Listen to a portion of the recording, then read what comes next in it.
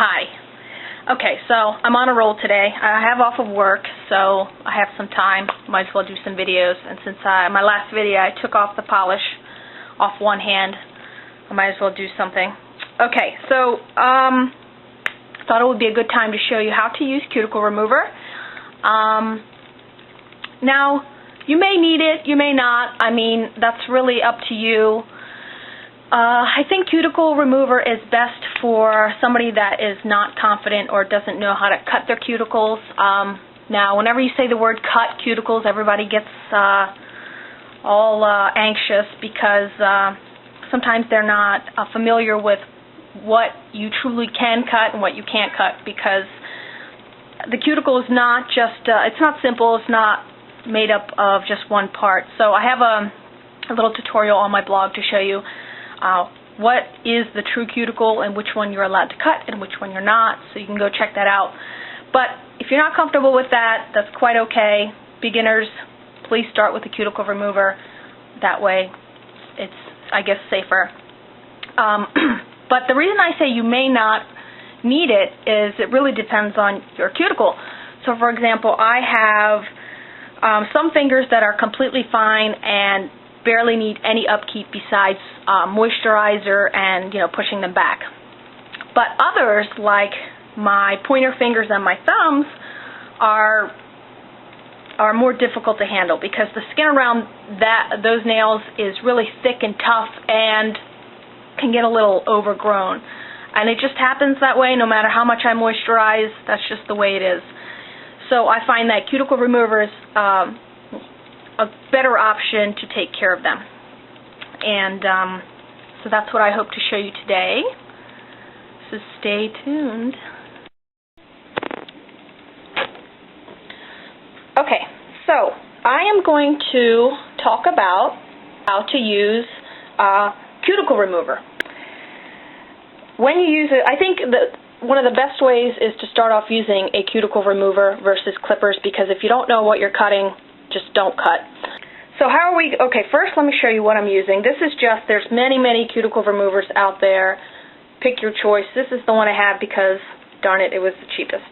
This is Blue Cross, and there's another one, popular one, is one from Sally Hansen, which I have never used, but it's basically the same thing because it's the same ingredients. The ingredients in here are potassium hydroxide. And so, yeah, that's a chemical. But it's not as scary as some people make it out to be. You need some sort of chemical to remove the extra skin. That's the way it works. So the way you can use this is you can either use like a brush. This is just a crappy one that I couldn't find a use for in makeup. Or my other favorite tool is the Q-tip.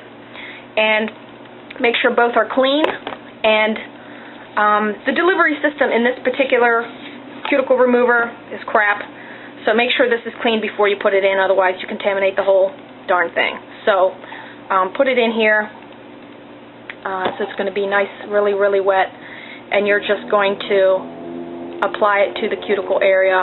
It's going to pool into that cuticle area, and you're just going to let it sit for about a minute. So you can do that either on polished nails. I have one hand polished, one not. You could do this either on polished or non-polished. Sometimes I'll do it sort of in the middle of my manicure to make the cuticles look nice. Or right before I apply the new polish to have better adhesion, especially around the nail cuticle. I have had instances, and I have an example in my blog, a wear test for a specific polish, where I didn't remove the cuticle, the true cuticle, and so I had a lot of chipping there. So you can go there and see that. Okay, so either way, you can by brush or by just apply it right there, let it pool into the cuticle area, and sort of wait a minute before you do any pushing back. So once a minute goes by, go ahead and start rubbing back and forth in that cuticle area and pushing back and removing anything that starts to come off. And that's really all you do. There's really not much to it because the remover does the work for you.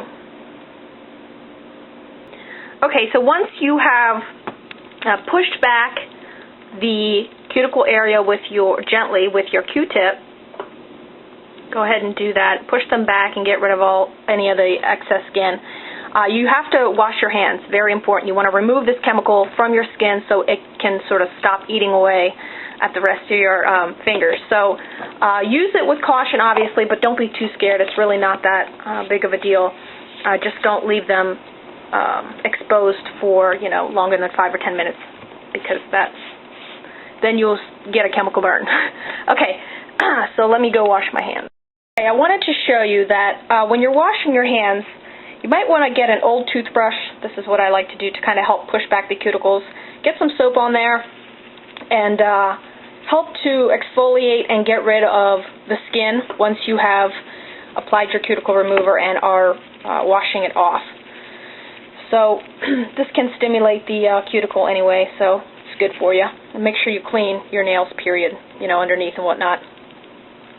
Okay, once you've washed your hands and your fingers are a little bit wet still, take a towel that you are going to use to dry your hands with and gently help push back the cuticle with the towel. So you have some friction being applied to the finger, and so this will dry and further exfoliate and push back the cuticle, getting it really nice and ready before you put on polish. And remember, if you are getting ready to file or something, please wait until your nails are dry so that you don't tear the nail plate. So that's it.